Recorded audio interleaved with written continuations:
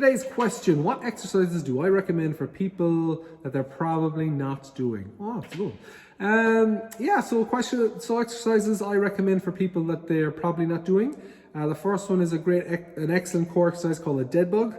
We have videos on it in our exercise library, which is on the Instagram stories and YouTube. If you just click or scroll wherever you are, and on our website there's an exercise library of things like that of exercise. But the Deadbug is for one of your hip flexors, your psoas, that runs underneath your stomach, and it is an excellent core exercise that if you particularly have back pain, strengthening your psoas might really help that, and it will also help your hip flexors, which you need for squats and deadlifts and things like that. So it's an excellent core exercise that a lot of people aren't doing.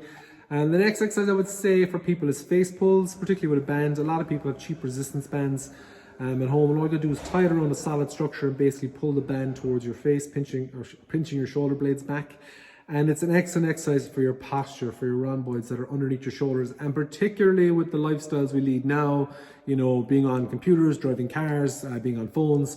The muscles in your back can be quite, the muscles in your chest can get quite tight, and the muscles in your back can get quite weak if you don't train them. So by doing face pulls, you're really strengthening and hypertrophying those muscles in your upper back, your rhomboids behind your shoulders, and that will actually improve your posture, which is carry over to everything there. Helping you look better because you're going to have better posture. It will improve your shoulder health and all that kind of stuff as well. So face pulls, Deadbugs are perfect. The last one I'll say also involves a band, and we generally do this in the warm-up exercise in the gym, but it's an excellent exercise whether you want to use it as a warm-up in gyms or before exercise or in your routines. But it's a X-band walk, and basically you get a resistance band and you flip it over, do an X, or you can get bands around your knees, and you walk laterally, you walk forward, back, left and right with the band in kind of an X. And it's an excellent exercise for your glutes. Now your glutes have three muscles: the glutes maximus, medius and minimus. The issue with your glutes is the glute maximus is the biggest muscle in your body, so it can kind of overpower the other two. So when you're doing things like X-band walks, if you've never done them before and you've never really felt your glutes or your butt muscles before, an X-band walk will light your glutes and hips on fire.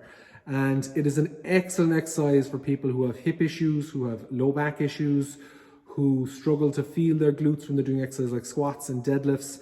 If you do any form of running, if you do field sports, it is just an excellent exercise to warm up that entire glute region, hip region.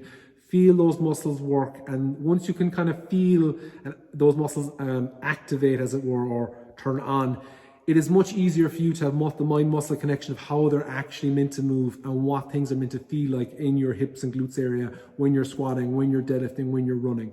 The X-band walk is amazing. The burn you'll feel doing it is insane, but if you have back pain, if you have hip pain, if you have trouble feeling your glutes, you will solve two of those problems help mitigate two of those problems and feel your glutes light on fire. So they are three simple. Two of them involve a resistance band, one involves no band. They're excellent exercises that I recommend everyone does or adds to the program, either in a warm-up or in between sets, just to kind of fix problem areas in the body. So again, the three exercises are Deadbugs for your core, face pulls for your shoulders and posture, and X-band walks for your glutes and low back pain, and just making sure you can feel your glutes and to move them and externally rotate your hips when you're squatting and deadlifting. All right, guys, I hope that video helps. If you have any questions, you can ask in the comments below, and as always, we'll talk to you later. I hope you have a good day. Cheers.